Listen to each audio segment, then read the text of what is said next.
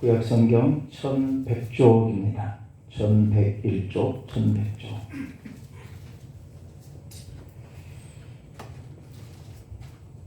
예레미야 31장 7절부터 14절 말씀을 공독해 주겠습니다. 여호와께서 이같이 말씀하시니라. 너희는 여러 민족의 앞에 서서 야곱을 위하여 기뻐 외치라. 너희는 전파하며 찬양하며 말하라. 여호와여, 주의 백성 이스라엘의 남은 자를 구원하소서 하라. 보라, 나는 그들을 북쪽 땅에서 인도하며 땅 끝에서부터 모으리라. 그들 중에는 맹인과 다리 저는 사람과 잉태한 여인과 해산하는 여인이 함께 있으며 큰 무리를 이루어 이곳으로 돌아오리라. 그들이 울며 돌아오리. 나의 인도함을 받고 간구할 때에 내가 그들을 넘어지지 아니하고 물 있는 계곡의 물은 길로 가게 하리라. 곧은 길로 가게 하리라. 나는 이스라엘의 아버지요 에브라임은 나의 장자니라.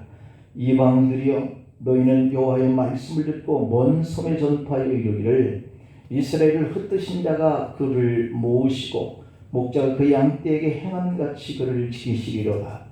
여호와께서 야곱을 구원하시되 그들보다 강한 자의 손에서 속량하셨으니 그들이 와서 시온의 높은 곳에서 찬송하며 여호와의 곧 곡식과 새 포도주와 기름과 어린 양의 때와 소의 때를 얻고 크게 기뻐하리라.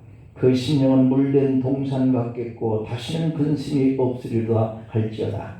그때의 처녀는 춤추며 즐거워하겠고 청년과 노인은 함께 즐거워하리니 내가 그들의 슬픔을 돌려서 즐겁게 하며 그들을 위로하여 그들의 근심으로부터 기쁨을 얻게 할 것이니라.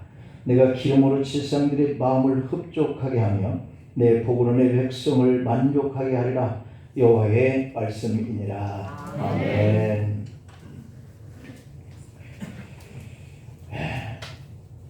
이 말씀대로 우리도 한 해가 그렇게 회복되어졌으면 합니다. 그렇게 되시기를 간절히 축복하면서요, 오늘은 절망의 땅에 찾아온 희망이라는 의미로 은혜를 같이 나누겠습니다. 우리 찬양으로 하나님께 영광을 돌리시겠습니다.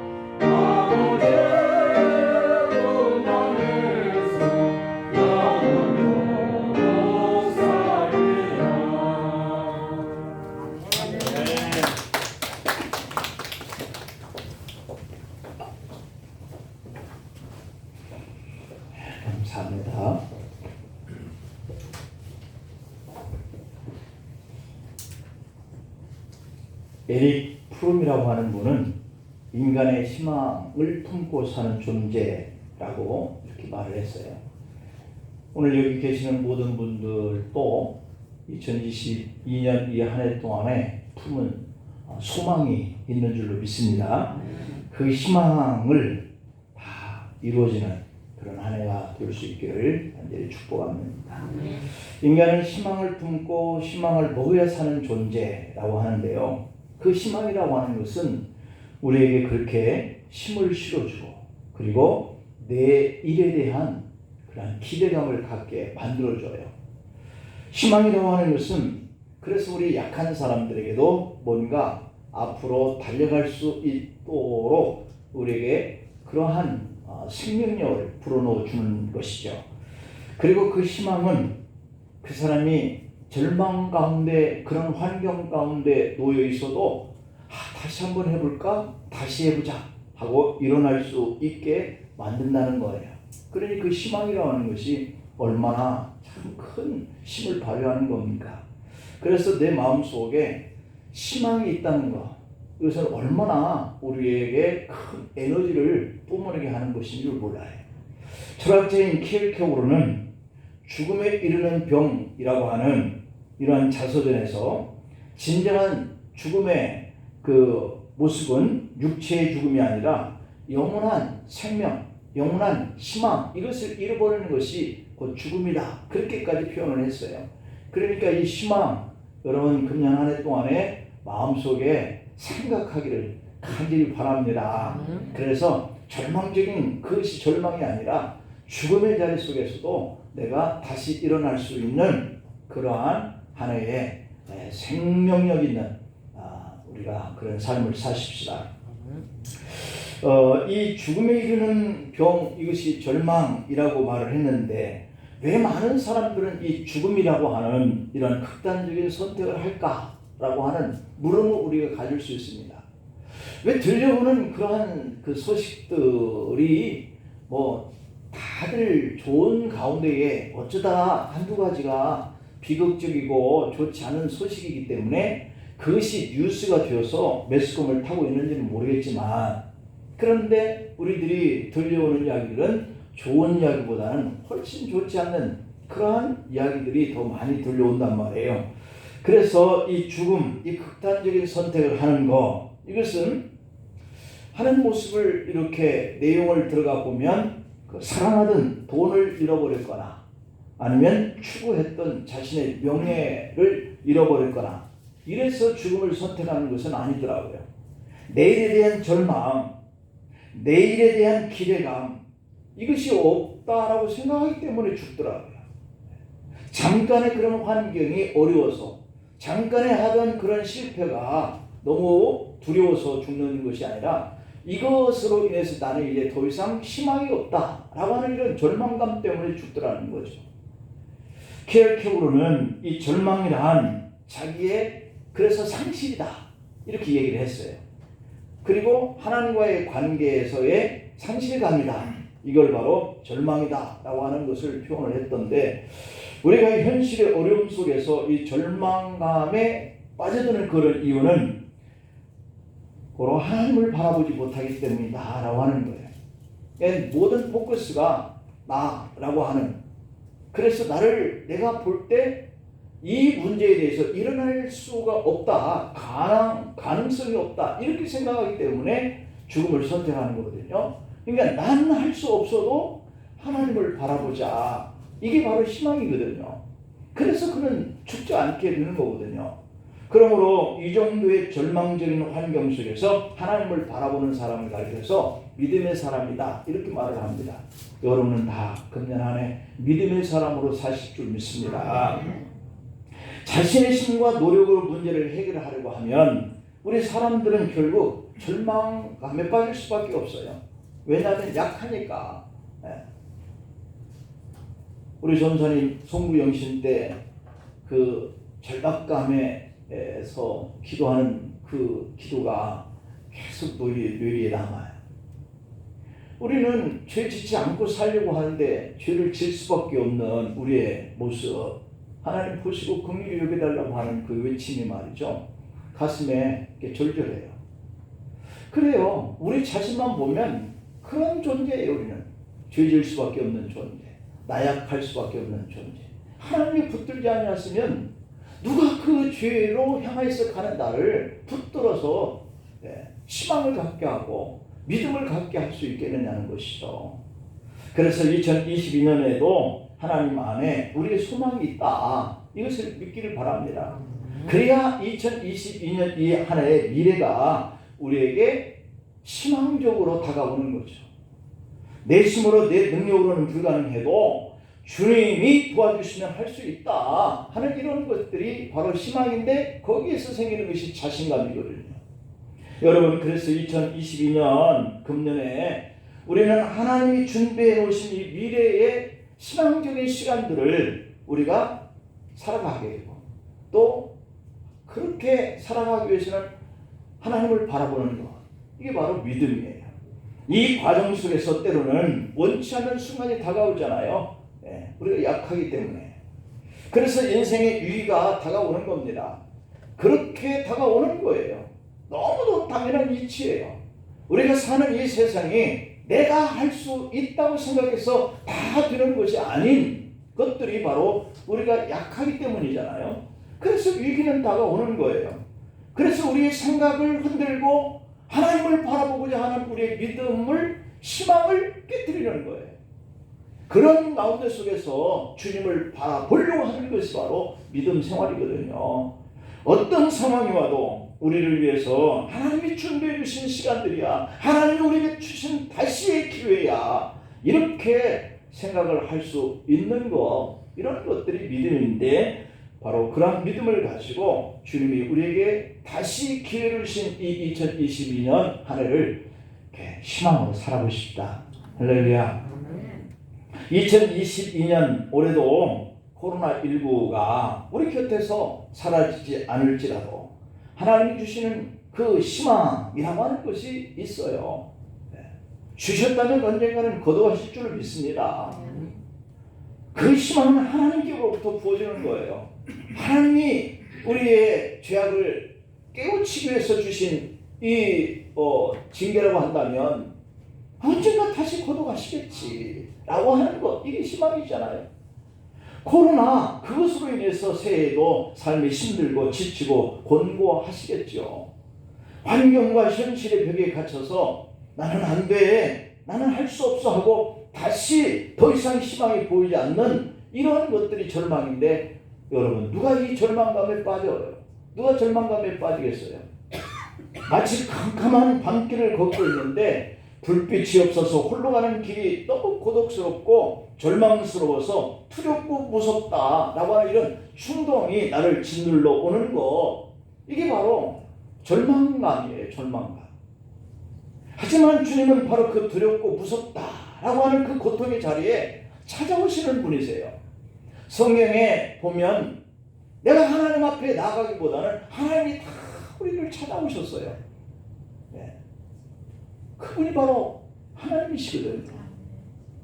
내가 찾아오는 것 같지만 환경을 통해서라도 내가 하나님 앞에 나와서 엎드려서 기도하지 아니하면 안 될 수 없도록 주변의 환경을 가지고 나를 짓눌러 오면 내가 주님 앞에 나오는 거, 이게 바로 내가 주님을 찾아서 나온 것 같지만 아니에요. 환경을 통해서 나를 옥죄해 온 거예요. 너 나를 찾아라. 너 내게 나와서 부르짖어라. 그럼 내가 너를 구해줄게. 내가 너에게 응답해 줄게. 이런 거잖아요. 그래서 내가 나온 것 같지만 아니에요. 주님이 나를 불러서 나온 거거든요. 주님은 바로 그 두렵고 무섭다라고 하는 그 고통의 자리에 찾아오셔서 내게 희망의 길을 갈 수 있도록 빛을 비춰주셔요. 오늘 본문 말씀은 이렇게 두렵고 절망적인 땅에서 신음하고 있는 이스라엘 백성들이 있었어요. 하나님 백성들이죠. 그들을 향해서 뭐라고 그럽니까? 이 희망의 노래를 부르라, 이렇게 얘기해요.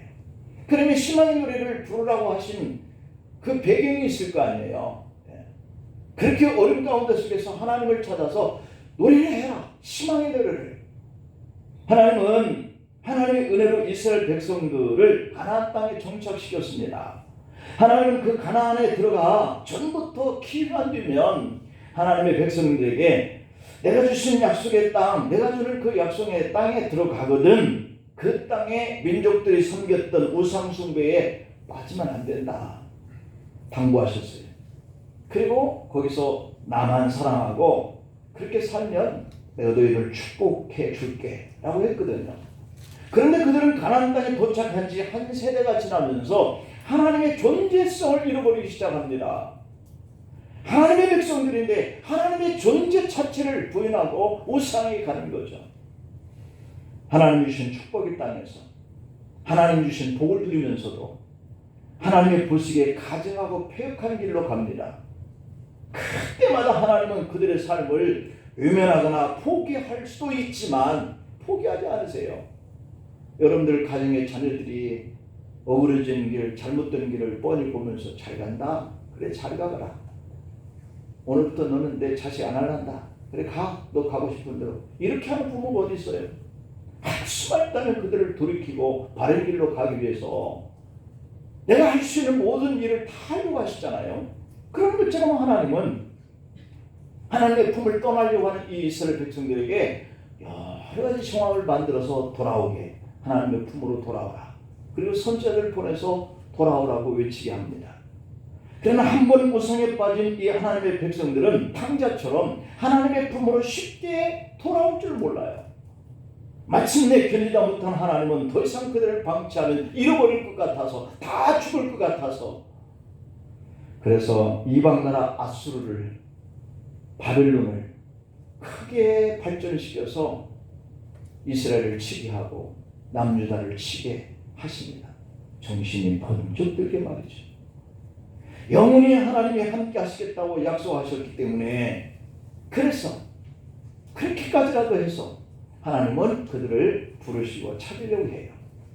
이방의 적들에서 무참하게 짓밟히게 합니다. 뿐만 아니라 백성들의 견고한 성읍도 모두 다 불태워버리고 도저히 그 성읍에서 살 수 없도록 만드십니다. 거하지 못할 정도로 폐허로 만듭니다. 너무 가혹하시죠. 우리도 자녀들을 볼 때 너 그 짓 하다가 너 한번 혼나 이렇게 얘기하든지 너 큰 코 한번 다칠 거다 이렇게 하든지 그런다고 해서 그렇게 말만 하고 그렇게 되기를 기다리고 계시지는 않잖아요. 왕과 고관들은 붙잡혀가게 하시고 부녀자들은 능욕을 당하게 하고 어린아이들은 굶주림으로 죽어가게 하십니다. 수많은 백성들은 포로가 되어서 아수르로 바벨론으로 끌려가게 하고 끌려가서 고통과 수모를 당하게 합니다. 그럼에도 불구하고 그와 같은 일을 당하는 것을 보면서도 거짓 선지자들은 그 백성들에게 야야야 걱정하지 마. 금방 돌아올 거야. 금방 돌아와. 두려워하지 마. 금방 돌아와. 그렇게 예언을 합니다. 하지만 진정한 선지자 눈물의 선지자였던 예레미야는 70년 동안 너희가 끌려가 고통을 당할 거다. 그러나 걱정하지 말아라. 70년 후에는 다시 돌아오게 할 거야. 이렇게 전합니다. 여러분 70년의 포로 생활은 너무도 가혹한 시간들이잖아요. 백성들은 하나님이 우리를 구해 주시겠지라고 하는 이 기대감을 가지고 가자마자 기대감을 갖습니다. 왜? 거짓 선지자들이 가자마자 돌아온다고 했으니까. 그렇지만 주시겠지, 돌아갈 수 있겠지라고 하는 이 시간들이 1년 가고 2년 가고 10년 가고 자꾸만 흐릅니다.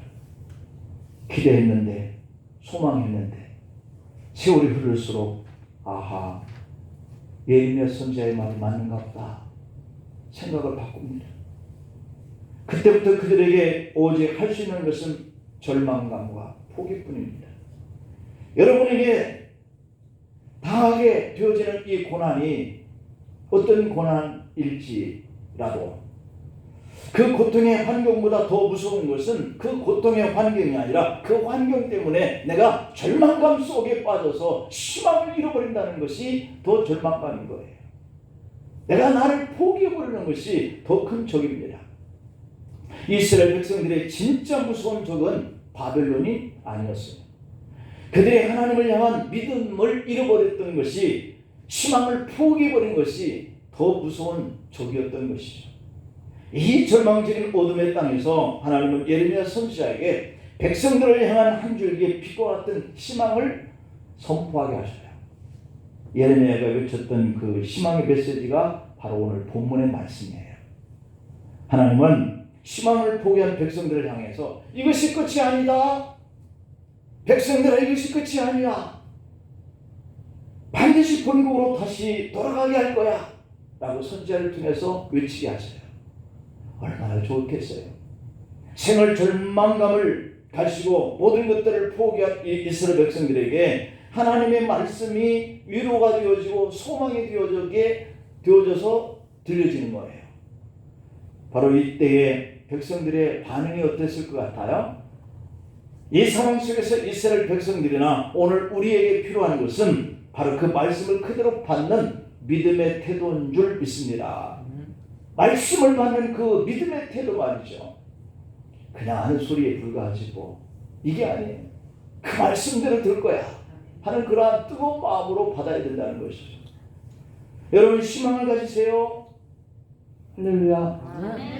희망을 가지세요. 아유, 무슨 희망? 이대로 살아가게 가는 것이 라고 생각할 수 있어요. 그러나 그래? 하나님 나더러 금년에는 희망을 가지래 라고 했으면 얼마나 가슴이 부풀어 올라와요. 그러면 희망을 가지세요 라고 선포할 때 어떤 믿음이 필요할까? 첫째는 하나님은 모든 것을 가능케 하실 수 있는 분이야. 이게 바로 희망에 대한 반응이에요. 그래? 우리가 이렇게 포로를 끌려와서 고통을 받고 있는데 여기서 우리에게 희망을 가지래 돌아가게 한다고?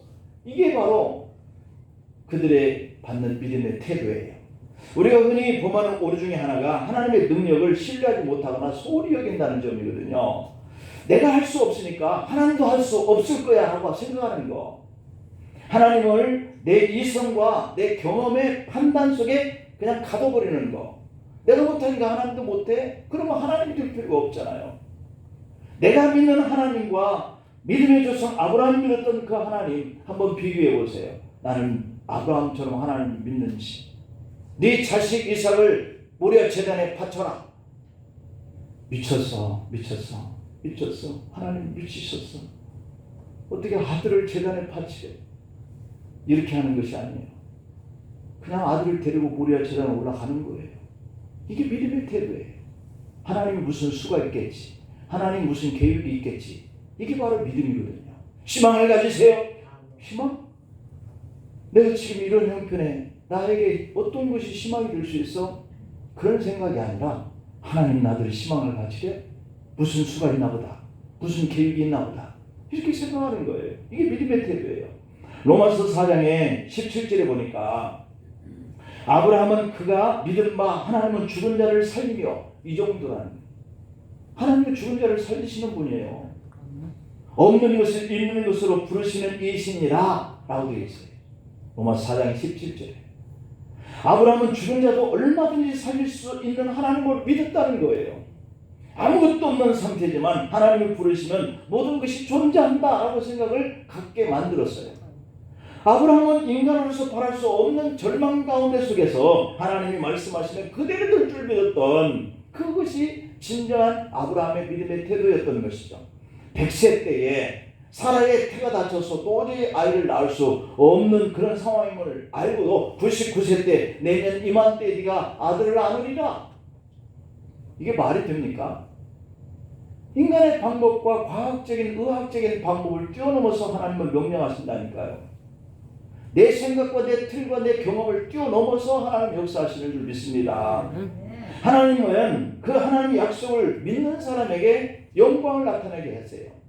하나님이 약속하신 것을 오늘 여러분들에게 주신 소망이 다 말씀대로 믿어지고 그래서 역사가 일어나길 바랍니다.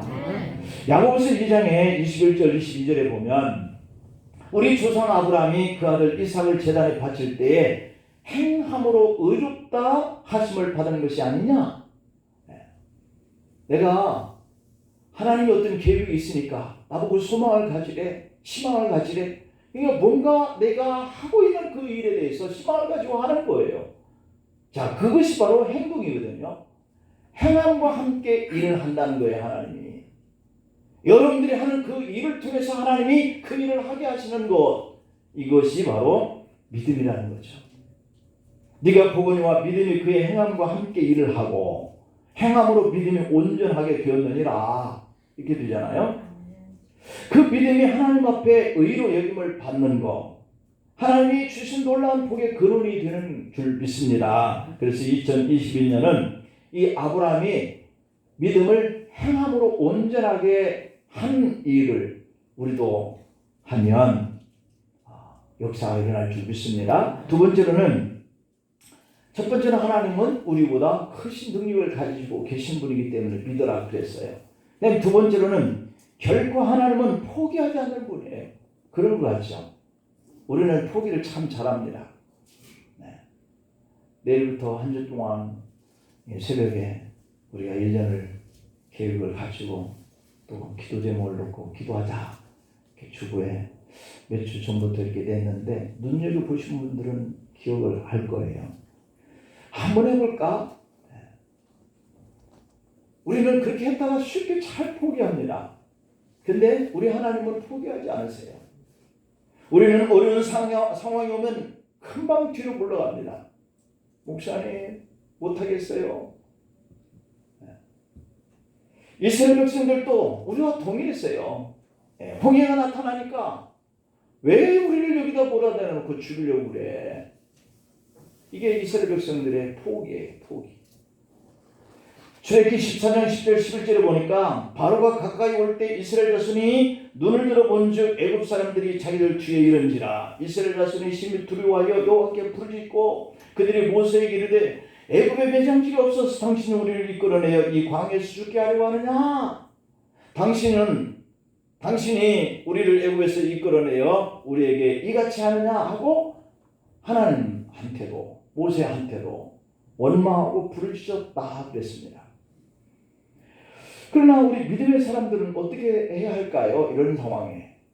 근데 또 이 본문 속에 등장하고 있는 믿음의 사람들은 어떻게 했을까요? 출애굽기 14장 13절 14절에 보니까 너희는 두려워하지 말고 가만히 서서 여호와께서 오늘 너희를 위하여 행하시는 구원을 보라. 너희가 오늘 본 애굽 사람을 영원히 다시 보지 아니하리라.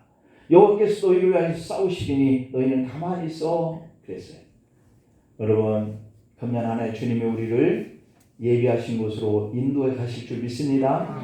예비하신 그 길이지만 우리가 갈 때 우리는 약하니까 우리의 대적과 어려운 환경들이 많아요.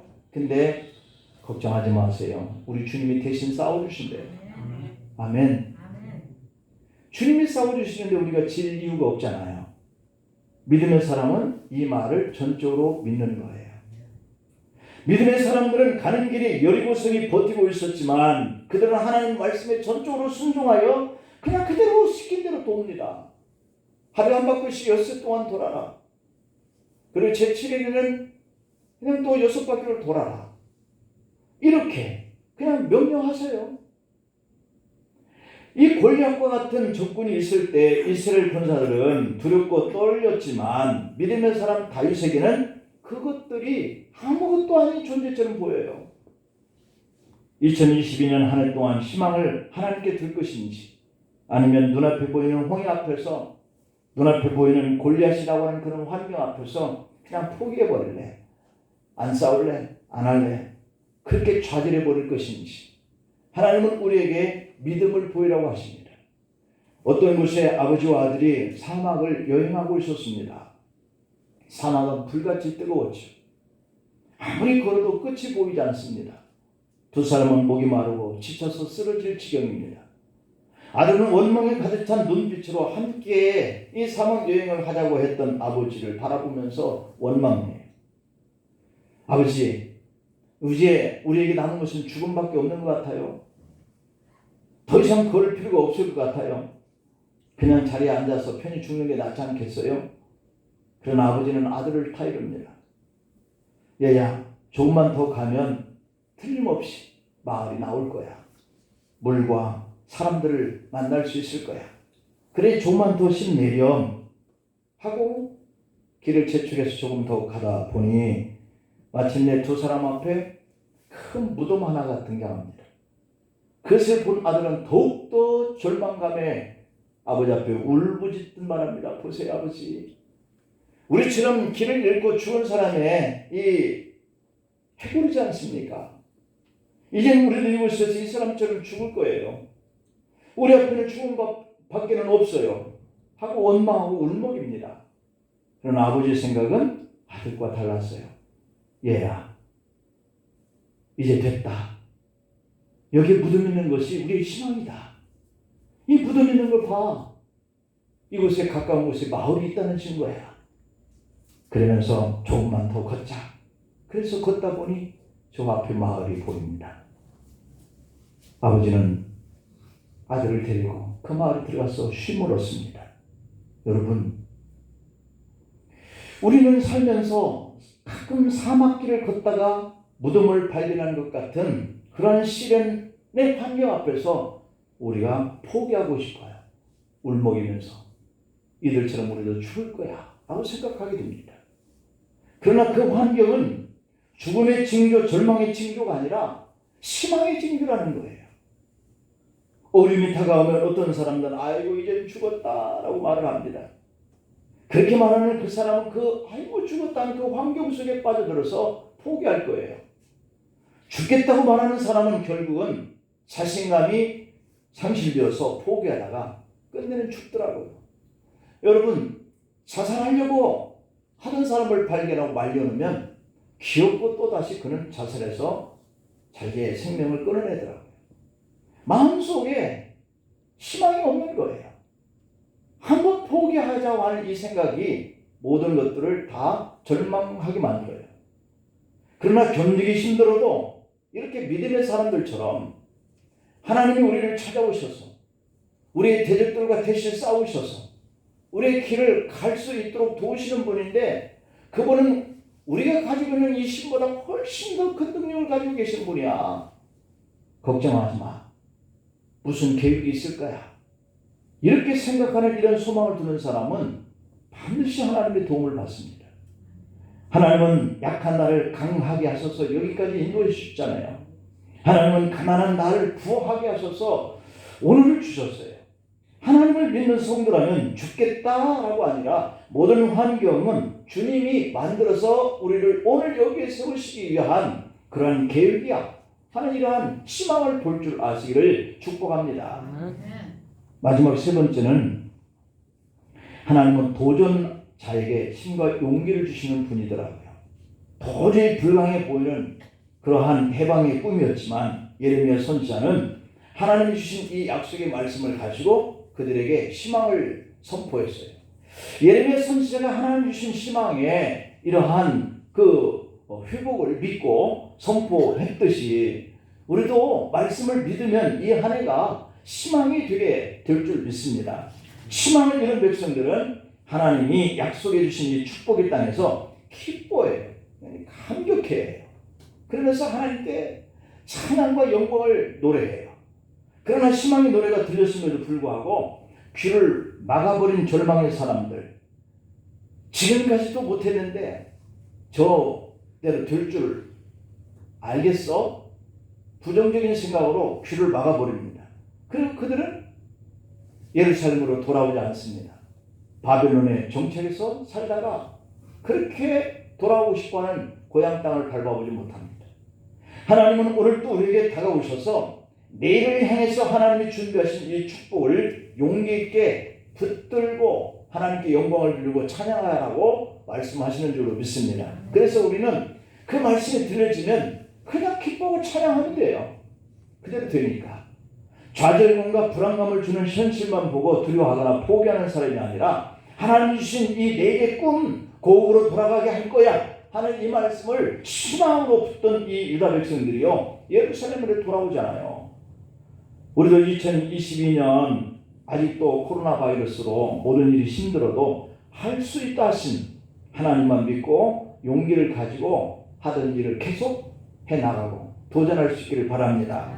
작년의 실패, 어제의 실패가 오늘의 꿈을 가로막도록 그냥 포기하고 아무것도 안 해서는 안 돼요.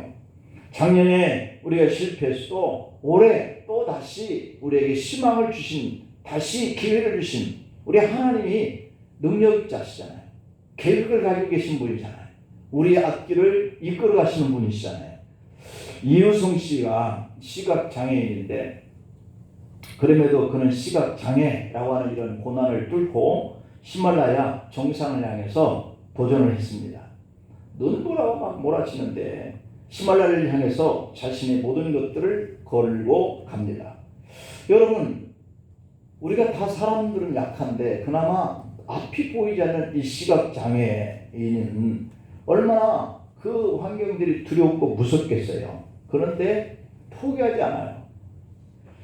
이렇게 사랑하는 아들 동준이가 곁에서 아빠 힘내요 격려하면서 함께 동반을 했는데 그 아들의 위로와 격려의 힘을 얻어서 마침내 히말라야 정상에 우뚝 섭니다. 앞이 보이지 않는 장애인 곁에서 용기를 준 아들만 있어도 이 시각장애자 아빠에게는 히말라야를 정복할 수 있는 용기를 내잖아요. 아들만 곁에 있어도.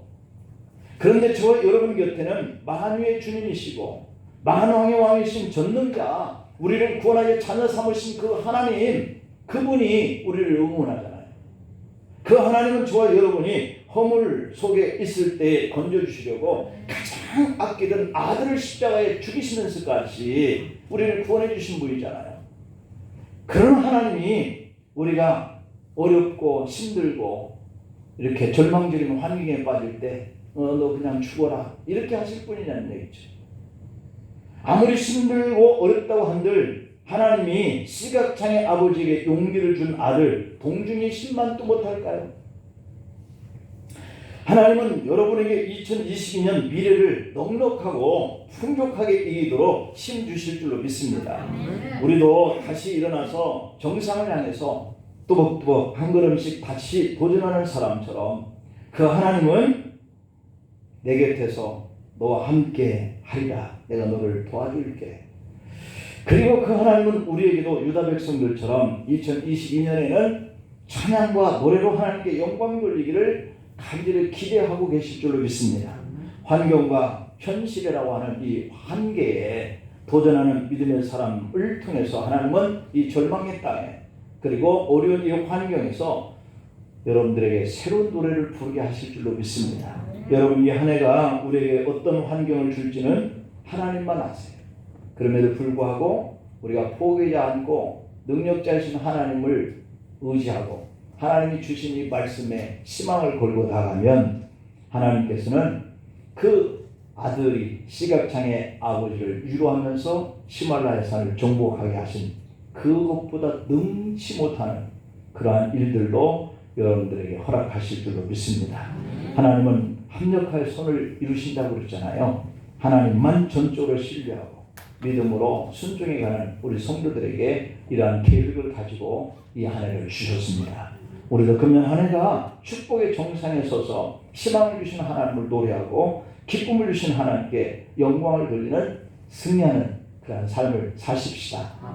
기도하겠습니다. 하나님, 모든 것을 가능케 할 수 있는 분이심을 이 한 해는 믿고 희망을 주님께 두게 하옵소서. 하나님, 우리가 코로나와 같은 생각지도 못한 장애들 앞에 많은 것들을 잃고 그렇게 절망에 쌓여있는 이 모든 환경에 포기하고 싶어도 포기할 수 없는 것은 하나님 우리와 함께하고 계심을, 하나님 우리에게 놀라운 계획을 가지고 계심을 믿게 하여 주옵소서. 하나님, 도전하는 자에게 함께해서 힘과 용기와 그러한 능력을 주시는 분이심을 저희들이 믿고 이 한 해를 이렇게 출발합니다. 우리 마음속에 희망, 하나님 우리의 희망, 하나님 우리의 길을 열어주시는 희망, 하나님 우리를 도와주시는 희망이심을 우리가 영원토록 마음에 새기고 최선을 다하여 그 결과를 얻는 축복의 한 해가 되게 하옵소서. 예수님의 이름으로 기도하옵나이다. 아멘.